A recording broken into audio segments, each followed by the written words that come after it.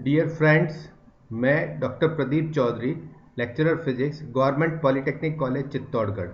आज हम applied physics 102 code subject में जो हमारी यूनिट नंबर 12 है, पॉल्यूशन एंड इट्स कंट्रोल, प्रदूषण एवं उसका नियंत्रण, इसमें एक टॉपिक की बात करेंगे और वह टॉपिक है पॉल्यूशन एंड इट्स टाइप्स, प्रदूषण एवं उसके प्रकार। सबसे पहले हम बात करेंगे प्रदूषण क्या है। तो विज्ञान का जो ये युग है हमारा, इसमें मानव को कुछ वरदान मिले हैं, लेकिन उसके साथ साथ कुछ अभिशाप भी हमें प्राप्त हुए हैं और प्रदूषण उनमें से एक है। प्रदूषण एक ऐसा अभिशाप है जिसका जन्म जो है वो विज्ञान की कोख से ही हुआ है। प्रदूषण का अर्थ होता है प्राकृतिक संतुलन में दोष होना।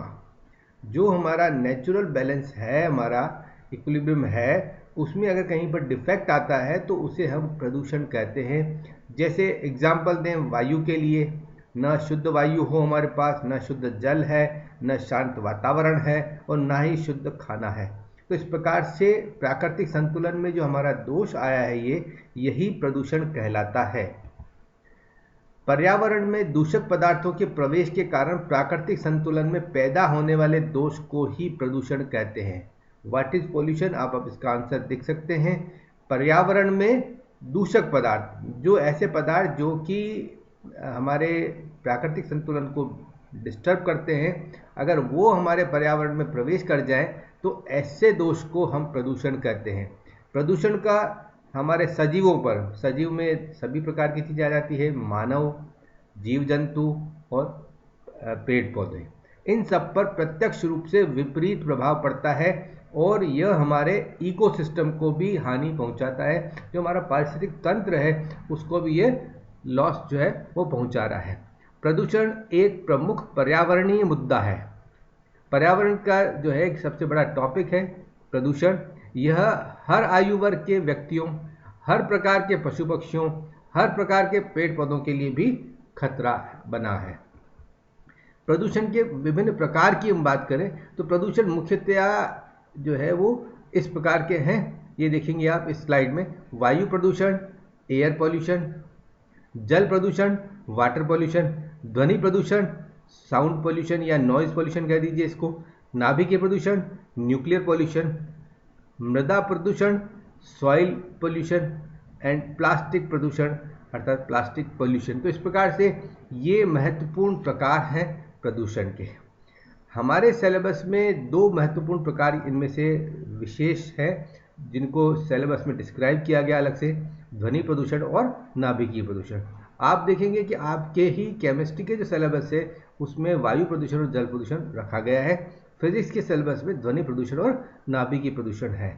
तो इस लेक्चर में हम इन सभी प्रकारों के बारे में थोड़ा थोड़ा जानकारी जो है वो हम प्राप्त करेंगे और जो ध्वनि प्रदूषण है, नाभिकीय प्रदूषण है, उनके लिए अलग से हमारा पूरा लेक्चर रहेगा।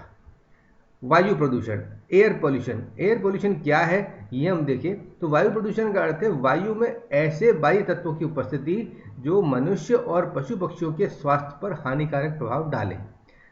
ऐसे बाह्य तत्व जब वायु में उपस्थित होते हैं जिनसे मनुष्य पर, पशु पक्षियों के स्वास्थ्य पर हानिकारक प्रभाव होता है, तो हम कहते हैं कि वायु प्रदूषित हो गई है। औद्योगिक इकाइयां हैं हमारी जितनी भी, आणविक संयंत्र हैं, परिवहन के साधन हैं, घर में उपयोग में आने वाली जो विलासिता के साधन हैं, उससे निकलने वाला जो धुआं है या हानिकारक गैसेज हैं या डस्ट पार्टिकल्स हैं, धूल कण हैं, ये वायु प्रदूषण के प्रमुख स्रोत हैं। वायु प्रदूषण के केस में हम बात करते हैं तो जो हमारी एयर है जो कि पॉल्यूटेड फ्री हो, तो उसमें ऐसा नहीं है। कई सारी जो है गैसें, धूल के कण और धुआं, ये जो है उसमें मिल जाते हैं जिससे वायु प्रदूषित हो जाती है और इसके प्रमुख स्रोत हमने यहाँ पर बात की है। इस प्रकार से वायु प्रदूषण के बारे में थोड़ी सी जानकारी हमने यहाँ पर ली है। अब हम बात करते हैं जल प्रदूषण की। जल में अवांछित एवं घातक तत्वों की उपस्थिति से, जो एलिमेंट हमें नहीं चाहिए जल में, अगर वो प्रेजेंट है और कुछ घातक तत्व भी उसमें उपस्थित है तो हम ये कहते हैं कि जल दूषित हो गया है। और ऐसी स्थिति जो है वो जल प्रदूषण की स्थिति कहलाती है। इससे जो जल है हमारा वह ड्रिंकेबल नहीं होता, पीने योग्य नहीं रहता है। मनुष्य और उसके जितने भी क्रियाकलाप हैं, अब उनसे जल जो है वह उसके जल के रासायनिक गुण, भौतिक गुण और जैविक गुणों में ह्रास हुआ है, और ऐसे जल को हम प्रदूषित जल कहते हैं। भौतिक गुण में हम बात कर सकते हैं कि जल का भौतिक गुण जो है, जैसे रंग है उसका स्वाद है, जो है जो गंध है उसकी, उसमें फर्क आ जाता है। रासायनिक जो पदार्थ उसमें मिलते हैं तो उससे जो है जल के रासायनिक गुण ही खत्म हो जाते हैं और हम ये कहते हैं कि जल दूषित हो गया है। इसी प्रकार से जैविक गुणों में भी जो है ह्रास आता है, तो इस प्रकार से ऐसे जल को हम प्रदूषित जल कहते हैं। प्रदूषित जल के कारण कई बीमारियां हमें होती है। कुछ बीमारियां तो सीधे प्रदूषित जल के पीने के कारण होती है, और कुछ बीमारियां जो है वो प्रदूषित जल के फसल में जाने से, फसल में आने से, और उससे फसल के द्वारा मनुष्य के शरीर में पहुंचती है, और उससे कई घातक बीमारियां पैदा होती है। अब जल प्रदूषण का कारण क्या है? तो तीव्र औद्योगिक विकास, जिससे जल प्रदूषित हुआ है। औद्योगिक इकाइयां जो है जो अपना वेस्ट वाटर है उसको, या वेस्ट जो मटेरियल है उसको ट्रीटमेंट नहीं करके सीधा ही पास के नदी नालों में छोड़ देती है, तो उससे जल प्रदूषित होता है नदी नालों का। जनसंख्या वृद्धि है, जल स्रोतों का दुरुपयोग है, वर्षा की मात्रा में कमी। तो इस प्रकार से ये जो कारण है जिससे जल प्रदूषण की समस्या जो है वो बहुत ही विकराल रूप ले चुकी है।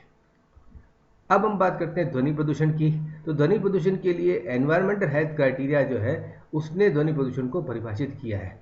उनके अनुसार शोर एक ऐसी अवांछनीय ध्वनि है जो कि व्यक्ति और समाज जो है उसके स्वास्थ्य पर और उनके रहन सहन पर विपरीत प्रभाव डालती है, किसी व्यक्ति विशेष पर भी, और समाज मतलब हो जाता है पूरा व्यक्तियों का समूह। तो उनके स्वास्थ्य पर और उनके रहन सहन पर विपरीत प्रभाव डालने के लिए जो ध्वनि अवांछनीय है वह ध्वनि प्रदूषण की इस कैटेगरी में आती है। साधारण शब्दों में कहें तो जो ध्वनि अवांछनीय और अनिश्चित है उसको ध्वनि प्रदूषण कहते हैं। हम एक मोटे तौर पर बात कर सकते हैं कि यदि ध्वनि की तीव्रता 80 डेसिबल या उससे अधिक हो तो हम ये कह सकते हैं कि ध्वनि प्रदूषित हुई है। ठीक है, मानव कान जो है उसके लिए 65 डेसिबल तक की ध्वनि जो है वह टॉलरेबल होती है। ध्वनि प्रदूषण उस स्थिति में उत्पन्न होता है जब पर्यावरण में ध्वनि का स्तर सामान्य स्तर से बहुत ही अधिक हो जाता है।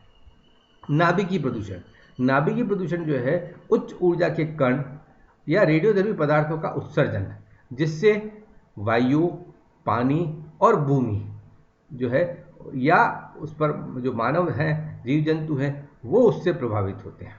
नाभिकीय प्रदूषण को जीवित जीवों और उनके पर्यावरण के भौतिक प्रदूषण के रूप में हम परिभाषित कर सकते हैं, जो परमाणु विस्फोट, परमाणु अस्त्रों के परीक्षण, परमाणु अस्त्रों के उत्पादन, रेडियोधर्मी अयस्कों के खनन, हैंडलिंग और उनका जो निस्तारण है, जो रेडियोधर्मी पदार्थ हैं उनका निस्तारण है, इनके दौरान पर्यावरण में रेडियोधर्मी जो पदार्थ हैं उनकी रिहाई अर्थात रिसाव जब हो जाता है तो हम नाभिकीय प्रदूषण जो है उसका देखते हैं, नाभिकीय प्रदूषण को देखते हैं।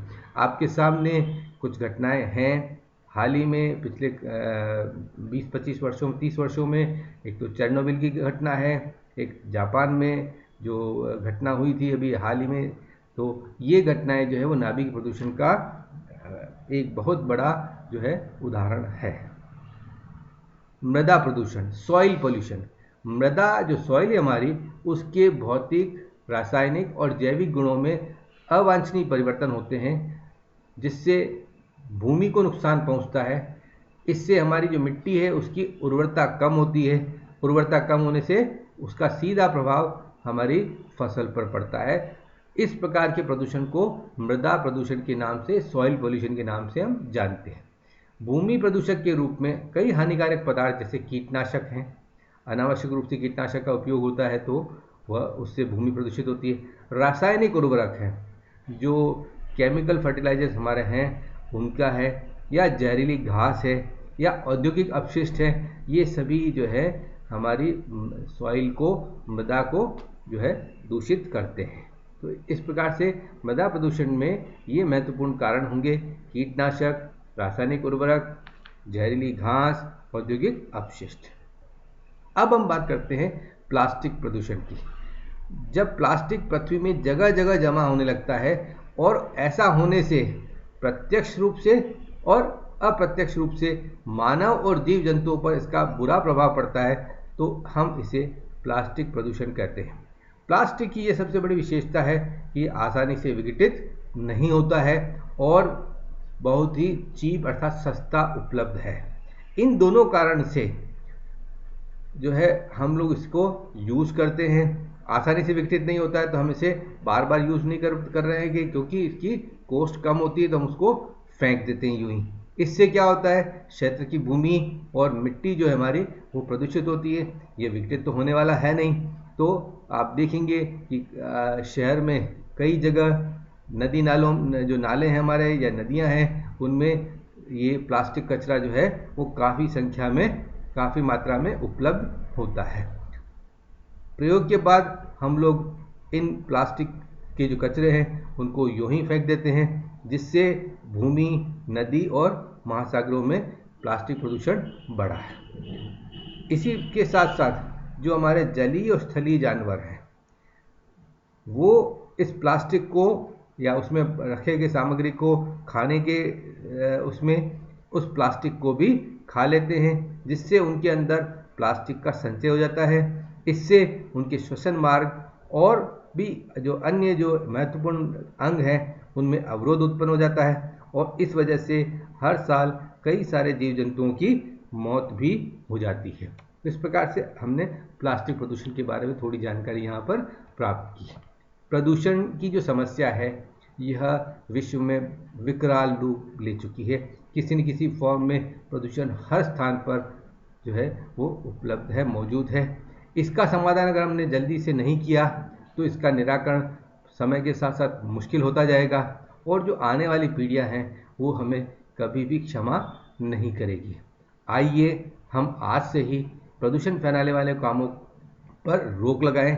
हम सरकार पर या समाज पर ये जिम्मेदारी ना छोड़ें, हम स्वयं इस पर अपना कार्य करें। यदि हम ही अपने आसपास प्रदूषण फैलाने वाले कामों पर अपने स्तर पर रोक लगाएंगे, अपन स्वयं नहीं करेंगे ऐसे कार्य, तो हमारा जो भारत है वह स्वच्छ और प्रदूषण मुक्त बन पाएगा। इस प्रकार से आज हमने प्रदूषण और प्रदूषण के प्रकार और उसके महत्व पर काफ़ी बात की है। थैंक यू, धन्यवाद।